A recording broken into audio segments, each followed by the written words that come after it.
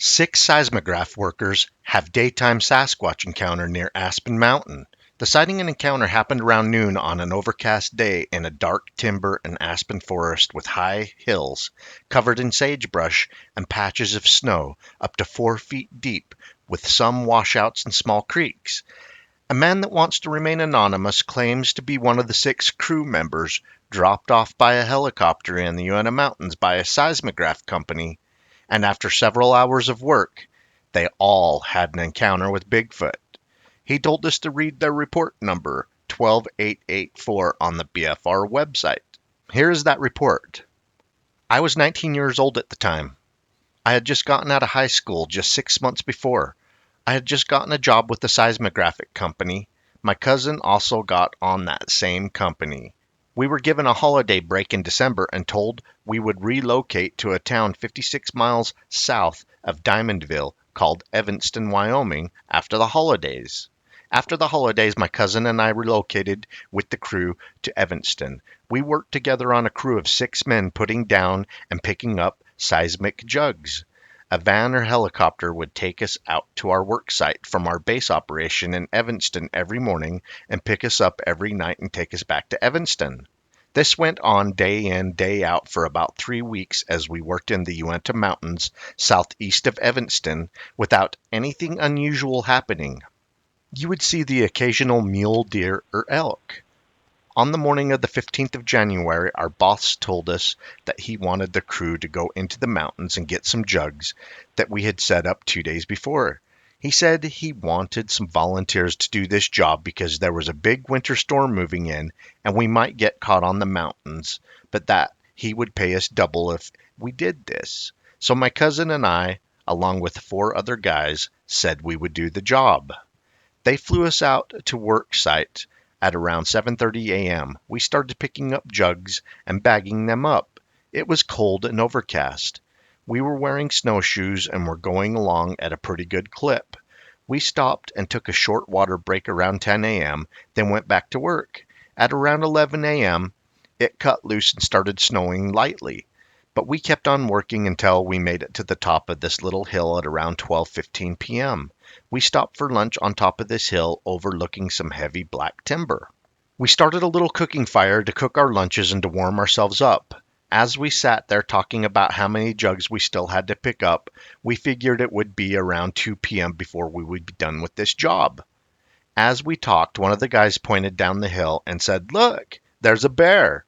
We all turned and looked and saw something dark working its way through the timber. At first, it did look like a black bear working its way through the timber. Then it broke out of the timber. It was black, with hair all over its body, except for its face, which seemed to be sort of a lighter color. It was walking upright on 2 legs like a man. Its arms were long and swinging back and forth, and it was taking long strides with each step it took. We couldn't really see the face at first because it was walking with its right side to us. It didn't seem to notice us at first, and it was making sounds like someone talking to themselves. I said in sort of a loud voice, "That's not a bear. What the hell is that?" One guy told me to be quiet, but it must have overheard us because it stopped and turned and looked right at all of us, standing on the hill above it. It was surprised to see us. It then turned and bolted into the timber, breaking timber and brush as it went, making all kinds of noise. At first we all stood there dumbfounded at what we had just seen. Then all at once we heard screaming and moaning sound coming from the timber just below us. It made our hearts stop for a minute. It sounded like a cougar and a woman screaming at the same time. Our foreman told us he didn't know what it was. But we want to leave. We all made our way up the hill, overlooking the hill we were on when we saw it. As we were halfway up the hill, it let out a scream again, only it seemed closer. That scream froze all of us in our tracks. To this day, I can't think about that without feeling some kind of terror in myself. When we got on top of the hill, the foreman radioed Evanston and told them to send the helicopter to pick us up. It took them about 20 minutes to get there and pick us up because it started snowing really heavy. They picked us up and took us back to Evanston. No one said a thing all the way back. We talked with each other about that night over some beers and decided not to say anything to anyone who wasn't there. There was a follow-up report by BFRO investigator T.F. Zamiski. On May 31st, 2006, I spoke to the witness yesterday evening for about 30 minutes and would like to provide a quick summary. 6 young men saw the animal move through the woods and into a clearing in knee-deep snow. What they could see through lightly falling snow was a bipedal creature. It was very well built with long arms and clearly walking on 2 legs. They watched the animal for several minutes. As it moved back into the woods, the men could hear branches snapping and moaning and then the screams.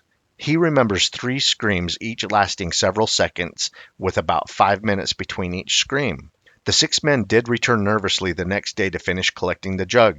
Although he still lives near this area and has hunted around southeast Wyoming, he has never returned to this location. RMSO responds, our team heard similar screams in a Bigfoot sighting hotspot on the Utah-Idaho border while camping 2 nights in a row north of the Wasatch Mountain Range.